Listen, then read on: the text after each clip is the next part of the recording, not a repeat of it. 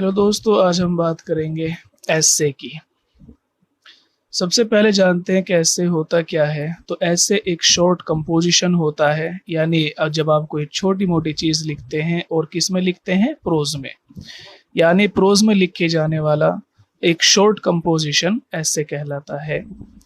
इसमें होता क्या है, मैटर, आप किसी मैटर के ऊपर डिस्कस करते हैं, बातचीत करते हैं, या फिर आप अपने पॉइंट ऑफ व्यू को एक्सप्रेस करते हैं। तो ऐसे के अंदर दो चीजें रखी जाती हैं, या तो आप किसी भी मैटर के ऊपर लिख लेते हैं या फिर अपने ही पॉइंट ऑफ व्यू को आप लिखते हैं। और यहाँ पर जैसे कि थीसिस होती है या कोई भी और सब्जेक्ट होता है, या फिर किसी भी एंटरटेनमेंट के लिए, यानी सिंपल एंटरटेनमेंट के लिए भी ऐसे लिखे जाते हैं। ठीक है, तो ऐसे के बारे में कितना जाना है। सबसे पहले ये एक शॉर्ट कंपोजिशन होता है, 1 पेज का, 2 पेज का, इस तरह से, ठीक है, 3 पेज का। और दूसरी बात यह है कि इसको प्रोज में लिखा जाता है, और ये लिखा किसके ऊपर जाता है, किसी भी मैटर के ऊपर, किसी भी सब्जेक्ट मैटर के ऊपर लिखा जाता है, या फिर जो राइटर है, जो एसेइस्ट है, वो अपने ही पॉइंट ऑफ व्यू के हिसाब से इसको लिख लेता है।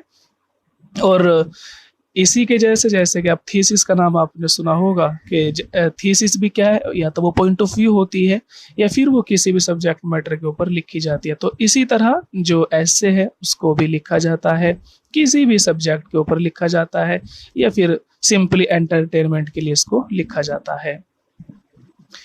अब यहाँ useful distinction between the formal and informal ऐसे, ये बात आपको याद रखनी है कि ऐसे बेसिकली 2 तरह के होते हैं, एक तो फॉर्मल ऐसे और दूसरा इनफॉर्मल ऐसे। ठीक है, तो जानते हैं अब दोनों को कि कौन सा फॉर्मल ऐसे होता है और कौन से इनफॉर्मल ऐसे होते हैं।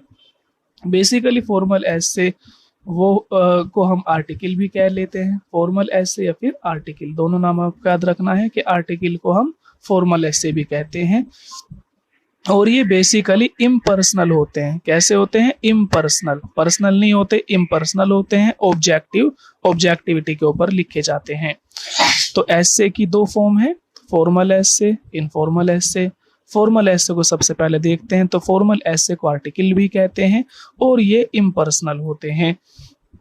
ऑथर क्या है, author writes as an authority, इसमें ऑथर पूरी ऑथोरिटी के साथ में लिखता है, और कम से कम हाईली नॉलेजेबल। और जो फॉर्मल ऐसे होते हैं वो बहुत ज्यादा हाईली नॉलेजेबल, उनको पढ़कर हमें बहुत ज्यादा नॉलेज मिलती है।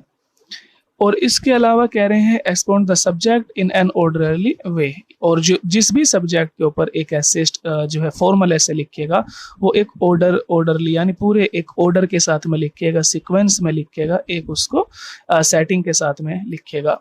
तो फॉर्मल ऐसे में हम देख रहे हैं कि फॉर्मल ऐसे ये बेसिकली इम्पर्सनल होते हैं, और राइटर जो है वो पूरी ऑथोरिटी के साथ में इनको लिखता है, बहुत ज़्यादा नॉलेज इनके अंदर होते हैं, जो नॉलेजेबल बातें होती हैं, सब्जेक्ट होता है, उसके ऊपर फॉर्मल ऐसे लिखे जाते हैं, और ये एक ऑर्डर में लिखे जाते हैं।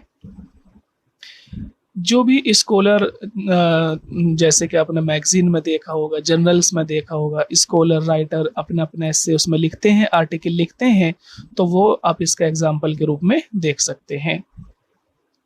और इसके अलावा जो सीरियस आर्टिकल्स होते हैं, जैसे कि करंट टॉपिक, जो करंट टॉपिक चलते रहते हैं, करंट इश्यूज चलते रहते हैं, तो उसके ऊपर जो राइटर लिखता है वो बहुत ही जो है रिसर्च कर कर, बहुत ही खोजबीन कर कर लिखता है। तो ये सीरियस आर्टिकल भी लिखे जाते हैं किसी भी करंट टॉपिक पर, किसी भी इश्यूज पर, आप मैगजीन में देख सकते हैं। और ये क्या करते हैं, थॉटफुल ऑडियंस, जो दर्शक बिल्कुल सोचने समझने वाले होते हैं, और जो सीरियस ऑडियंस होते हैं, सीरियस हमारे रीडर होते हैं, पढ़ने वाले होते हैं, वो इनको पढ़ते हैं, क्योंकि सीरियस आर्टिकल होते हैं और इनको सीरियस ऑडियंस ही चाहिए उनको पढ़ने के लिए। तो फॉर्मल ऐसे क्योंकि नॉलेजेबल होते हैं और एक ऑर्डर में चलते हैं, और बहुत ही ज़्यादा सीरियस जो है ये रहते हैं अपनी टोन के हिसाब से, थीम के हिसाब से। थीम इनकी करंट टॉपिक हो सकते हैं, करंट इश्यूज हो सकते हैं, या कोई भी जो सीरियस टॉपिक होगा उसके ऊपर ये लिखे जाते हैं। आप एग्जाम्पल देखें, जैसे कि हरपर का साइंटिफिक अमेरिकन, ये एक फॉर्मल ऐसे है, और the New York review of books and so, और न्यूयॉर्क में जो रिव्यू, किताबों का रिव्यू किया जाता है, आर्टिकल लिखे जाते हैं किताबों के ऊपर, तो वो भी एक फॉर्मल ऐसे का एग्जाम्पल होता है। अब बात करते हैं थोड़ी सी इनफॉर्मल ऐसे की। इनफॉर्मल ऐसे, या फिर हम इनको बोलते हैं फैमिलियर या पर्सनल। तो इनफॉर्मल कैसे थे, वो थे आपके इम्पर्सनल, जबकि इनफॉर्मल है आपके पर्सनल। ये सब्जेक्टिविटी होती है इनके अंदर। ऑथर इसमें इंटीमेसी विद हिज ऑडियंस, जो ऑथर होता है वो बहुत ज़्यादा सीरियस तो नहीं होता। फॉर्मल में तो बहुत ज़्यादा सीरियस उसकी टोन रहती है, सीरियस ही सब्जेक्ट रहते हैं, लेकिन इनफॉर्मल के अंदर ऑथर वो बहुत ज़्यादा सीरियस नहीं होता, बल्कि टोन ऑफ इंटीमेसी, वो अपने ऑडियंस के साथ में घुलना मिलना चाहता है, किसी भी तरह से वो अपने ऑडियंस के साथ में एक जो है अपना जोड़ मिलाना चाहता है। Tends to deal with the everyday things, और ना ही इसमें किसी जो, जैसे कि यहाँ पर आपने देखा था कि जो टॉपिक चल रहे हैं, करंट में टॉपिक चलते हैं, किसी भी इश्यू के ऊपर जो है फॉर्मल ऐसे लिखे जा रहे थे, तो इसमें ऐसा नहीं है। इसमें किसी भी छोटी मोटी चीज़ के ऊपर आप ऐसे को लिख लेते हैं, जैसे कि एवरीडे थिंग्स, जो हमारे रोज़मर्रा की ज़िंदगी है, इनके ऊपर इनफॉर्मल ऐसे को लिखा जा सकता है। ठीक है, हालांकि जो पब्लिक अफेयर्स हैं या फिर कोई स्पेशलाइज्ड टॉपिक है, उनके ऊपर इनफॉर्मल ऐसे नहीं लिखे जाते। स्पेशलाइज्ड टॉपिक जो होंगे या पब्लिक अफेयर जो होंगे, उनके ऊपर फॉर्मल ऐसे लिखे जाते हैं, जबकि इनफॉर्मल ऐसे सिर्फ और सिर्फ एवरीडे थिंग्स के ऊपर लिखे जाते हैं, रोजमर्रा की जिंदगी के ऊपर। कहते हैं relaxed and self revelatory and sometimes whimsical fashion, कि जो इनफॉर्मल ऐसे हैं वो आमतौर से रिलैक्सेशन के लिए, यानी सिर्फ एक शांति के लिए, सुकून के लिए लिखे जाते हैं। कोई इसमें बहुत बड़ा विचार नहीं होता, बहुत बड़ी सोच विचार की जो ऑडियंस उनकी जरूरत भी नहीं पड़ती, हल्की फुल्की टॉपिक होंगे, हल्की फुल्की टोन होती है। सेल्फ रेवलेटरी, यानी सिर्फ अपने आप को सुकून देने के लिए, अपने आप को शांत करने के लिए, अपने एंटरटेनमेंट के लिए इनको लिखा जाता है। ठीक है, यानी ये फॉर्मल ऐसे इनफॉर्मल से पूरी तरह से अलग हैं। फॉर्मल जहाँ सीरियस होते हैं, वहीं पर ये सीरियस नहीं होते। जहाँ फॉर्मल में हमें एक थॉटफुल ऑडियंस की जरूरत पड़ती है, तो यहाँ पर थॉटफुल ऑडियंस की जरूरत नहीं पड़ती। तो आप देख सकते हैं दोनों के अंदर फॉर्मल आपके जो है इम्पर्सनल होते हैं और इनफॉर्मल आपके पर्सनल होते हैं। अब इसके थोड़े से जो हिस्ट्री है उसके ऊपर चलते हैं कि कहाँ से शुरू हुआ।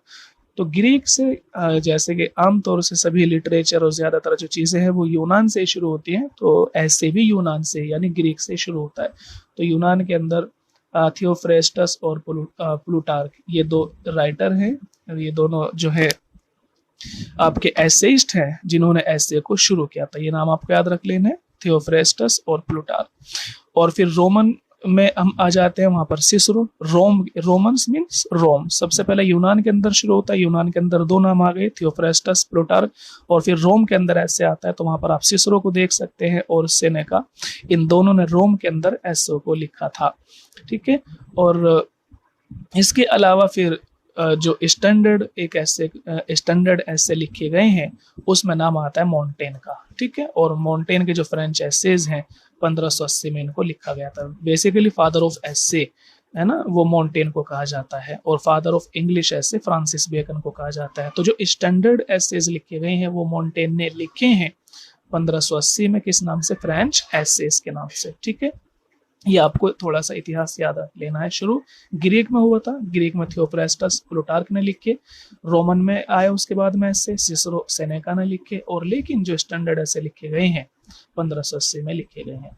अब इंग्लैंड में आ जाते हैं, तो फ्रांसिस बेकन ने जो लेट 16th सेंचुरी है उसमें लिखे हैं, और एक तरह से जो इंग्लिश ऐसे हैं उसकी शुरुआत फ्रांसिस बेकन ने ही की थी। उसने बहुत सारे ऐसे लिखे हैं फ्रांसिस बेकन ने। शॉर्ट डिस्कशन, जैसे कि आपने ऊपर पढ़ा ही था कि ऐसे क्या है, शॉर्ट कंपोजिशन होती हैं।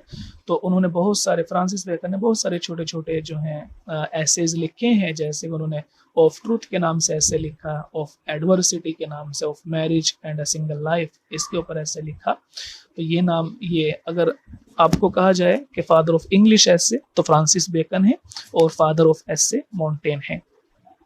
Francis Bacon late 16th century में लिख रहे थे, उसके बाद में अलेक्जेंडर पोप ने ऐसे लिखे हैं, और उन्होंने ऐसों को थोड़ा सा वर्स की फॉर्म में लिखना शुरू किया था। हालांकि बेसिकली जो एसेज हैं वो प्रोज में लिखे जाते हैं, लेकिन अलेक्जेंडर पोप ने ऐसों को वर्स में लिखा था।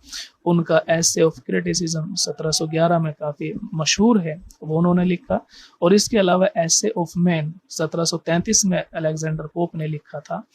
लेकिन जो वर्स ऐसे हैं had a few important exponents, ये कह रहे हैं कि वर्स में लिखने वाले जो एसेइस्ट हैं, जिन्होंने वर्स में लिखा है, शायरी की फॉर्म में ऐसे को लिखा है, वो बहुत कम लोग हैं। बेसिकली ऐसे को लोगों ने प्रोज में ही लिखा है।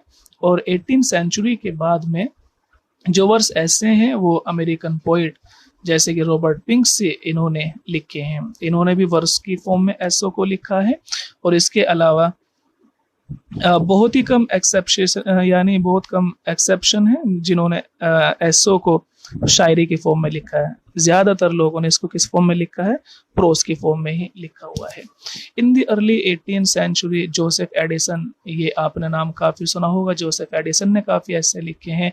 और रिचर्ड स्टील ने, ये इनका टैटलर और स्पेक्टेटर, ये एक कलेक्शन है जो कि एसेस कलेक्शन है। तो इनका नाम भी आपको याद रख लेना है, जोसेफ एडिसन और रिचर्ड स्टील। और इनके जो ये मैगजीन है पूरी जर्नल है, टैटलर एंड स्पेक्टेटर। और इसके अलावा बहुत सारे नाम है, जैसे कि विलियम हैजलिट का नाम आता है, थॉमस डी क्वेंसी का नाम आ जाता है, चार्ल्स लैम का नाम है। और लेट जो है सेंचुरी में Robert Louis Stevenson, RL Stevenson इसको कहते हैं, इनका नाम आता है। तो बहुत सारे ऐसे सिस्टम आप बहुत सारों को लिख सकते हैं, लेकिन बेसिकली आपको इसके बारे में पता होना चाहिए, ऐसे क्या होता है, कितने इसकी फॉर्म है, कहाँ कहाँ से शुरू हुआ, कैसे कैसे आगे बढ़ा। ठीक है, तो मैं उम्मीद करता हूँ कि आपको समझ आ गया होगा। आज के लिए इतना काफ़ी है, मिलते हैं आपसे नेक्स्ट वीडियो में।